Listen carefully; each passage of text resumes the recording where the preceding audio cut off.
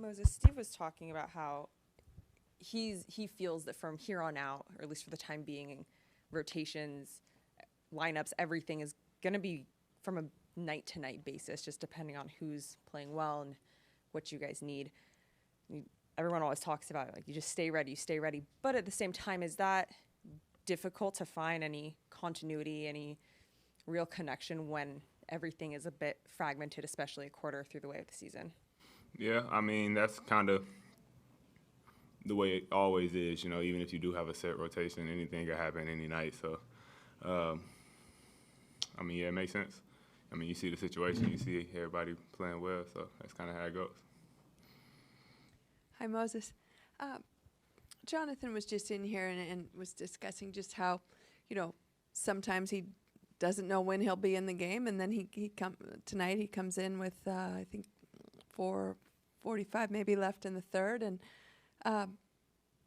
he said it's part of the job of the young guys to stay ready and do that and bring energy. And how much pride do all of you kind of take in doing that, not knowing what each night will look like? Yeah, no situation is going to be perfect the way that you think about it, the way you want it to be. So, everybody's given an opportunity. We're all in the NBA, so it's opportunity after opportunity. So you go out there every night and use that whenever that happens, however many minutes you get, whatever the opportunity is that night, but just don't take for granted that it's an opportunity every night.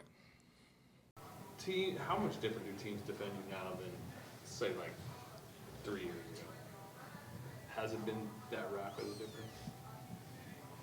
Not really. There's more teams that can switch. That's probably the only difference, just lineup change or different lineups you see. A lot more versatile wings, hybrid bigs that they switch 1 through 5, like Houston, OKC,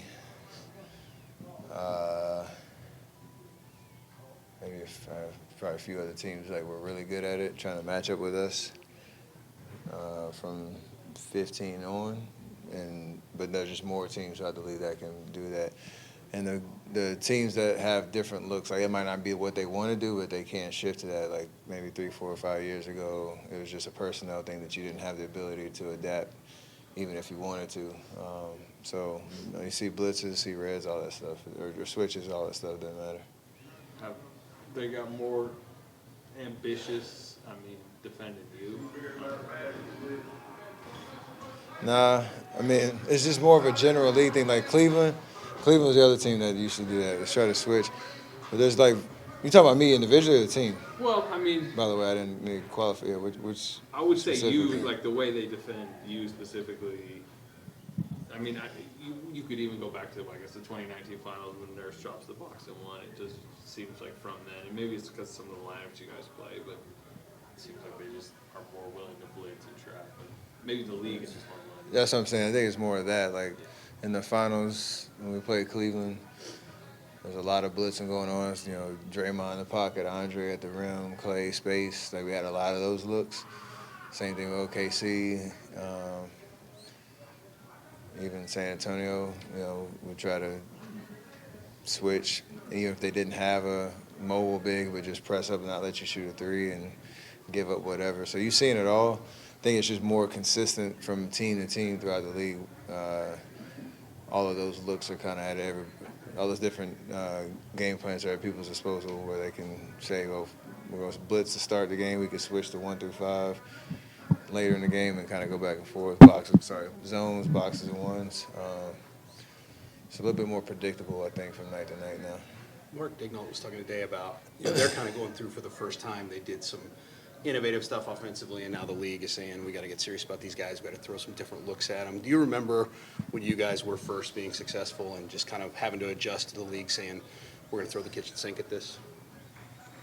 Yeah, when you become a threat, you have to, or everybody else is going to adapt, try to slow it down, especially if those young teams like we were once upon a time that just have a different energy about them, and you can tell that they found something, but they're still trying to figure it out as they go and experimenting. those are the hardest teams to guard because they're making stuff up on the fly with the creativity that they have, the skill set that they have. OKC shown that.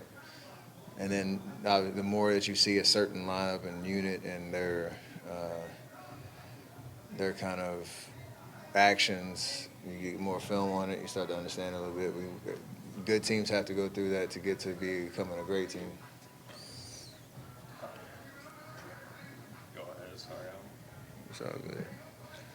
I gotta ask you because I would be stupid not to. The last time you guys played these guys, there was much made on ESPN about Shea's Instagram post. Did it bother you? Did you see anything that stressed you out? No. I know he's he's good with the word flow for a lot of his posts. It takes, I don't know how much, I'm sure he writes his own stuff, which he got some good content, but he used some E40 references. It was pretty good. I ain't have no problem with it. Perennially, we had the conversation, like, obviously, trimmed down as like the motion offense versus the high pick and roll. But I do wonder, this year, especially with the way the starting lineups had some shooting struggles and just overall struggles, where are you at on like the need to simplify things? I mean, the conversation. Just where are you at on that? I think it's still a little early to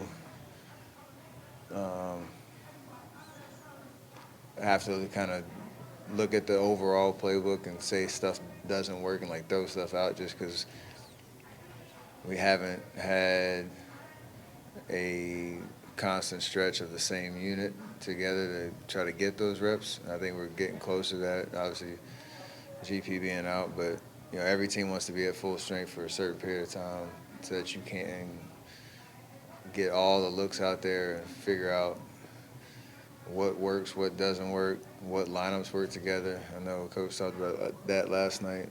We're still trying to form an identity with that, but there's a understanding that the learning lessons like the Clipper game, you could argue we were a little bit too pick and roll dominant down the stretch just because they were clearly just trying to take me out of the equation on that front. We didn't have, it was very reminiscent of like the Lakers series where you didn't have a change-up pitch. So just making sure we take stock of where games started to get out of hand or our offensive flow started to get a little junky just because, we started to do a certain look over and over again and figure out a way to put ourselves in a position where we have a tight playbook come the stretch run that we can rely on.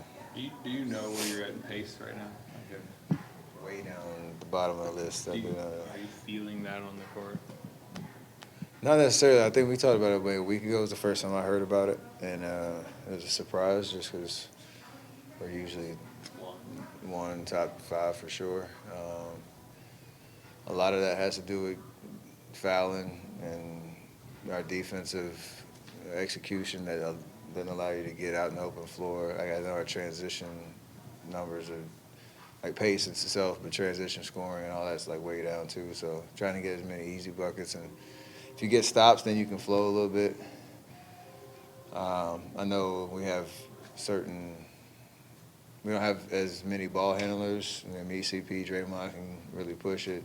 Getting everybody else comfortable with being able to do that and know we can run the lanes and find a good option. So we're talking about it and trying to speed it up.